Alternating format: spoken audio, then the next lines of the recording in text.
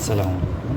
अच्छा जी, आज की वीडियो में हम चैप्टर नंबर 4 9th क्लास की फ़िज़िक्स का न्यूमेरिकल 4.9 जो है उसको डिस्कस करेंगे। एक सिंपल सा न्यूमेरिकल है 9 एंड 10, इसको जल्दी से कवर करते हैं। पढ़ते हैं। वन गर्ल ऑफ 30 kg में sits 1.6 metre from the axis of seesaw. ये हमारे पास सीसा है, ये सीसा का हमारे पास ये पिवट पॉइंट आ गया, ये एक्सिस आ गया। इस पिवट से एक जो गर्ल है, एक जो बच्ची है, वो कितना दूर है? वो 1.6 मीटर अवे है। जिसका जो मैस है वो 30 kg है। जब मैस 30 kg है तो मैं लिखूँगा उसका वेट जो है वो 300 न्यूटन।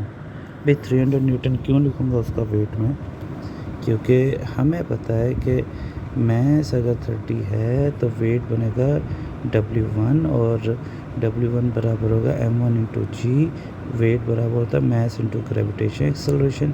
मैस की जगह 30, जी की जगह 10, तो वेट का जवाब क्या बनेगा? 300 न्यूटन। आसान ज़ुबान में एक जो गर्ल है जो कि 300 न्यूटन की है, वो इस पिवट से कितना दूर है? 1.6 मीटर अवे है। ये दोनों चीज़ें आ गई।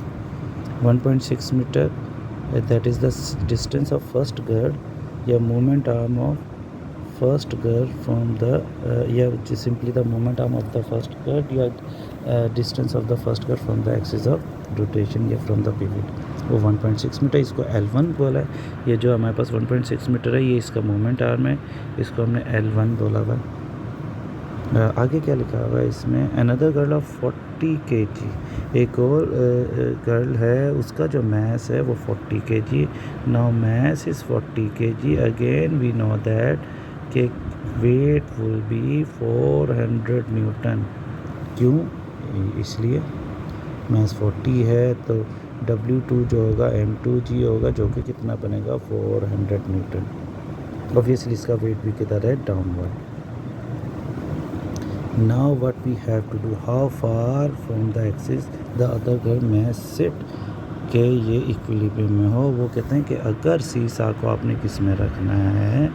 इक्विलिब्रियम में। तो ये बताएं, ये जो दूसरी गर्ल है ये कितना दूर बैठेगी? L2 मालूम करना है हमें। ठीक है जी।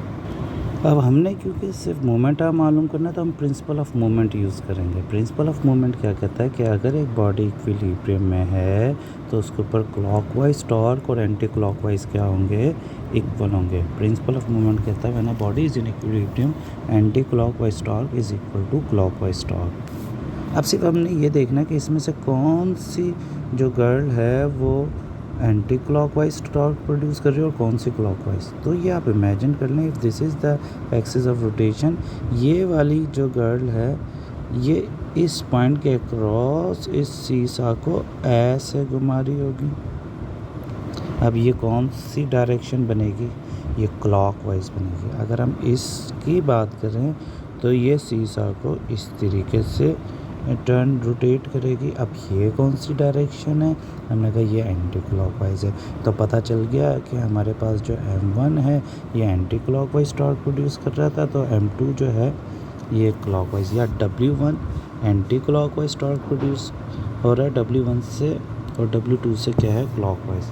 हमें सिंपली क्या मालूम करना है? L2। तो just we apply the principle of movement, जो कि ये कहता है कि एंटी क्लॉकवाइज टॉर्क, सॉरी यहाँ पे लिखा हुआ क्लॉकवाइज टॉर्क, क्योंकि क्लॉकवाइज कौन प्रोड्यूस कर रहा है? W2। Clockwise torque into moment arm W2 into L2। अब टॉर्क हमेशा बराबर होता है फोर्स इंटू मोमेंट आर्म। अब ये जो क्लॉकवाइज टॉर्क है ये वाला, ये क्लॉकवाइज, ये जो क्लॉकवाइज है इसकी फोर्स क्या है? W2, और इसका जो मूवमेंट आर्म है ये मैंने लिखा हुआ ये L2 है, is equal to anti clockwise torque. अब एंटी क्लॉकवाइज टॉर्क की फोर्स क्या है? W1, ये लिख दिया, और ये इसका मोमेंट हम जब पुट करेंगे L2 मालूम करना है, W2 यहाँ पे मल्टीप्लाई हो रहा है, राइट साइड पे आके डिवाइड होगा।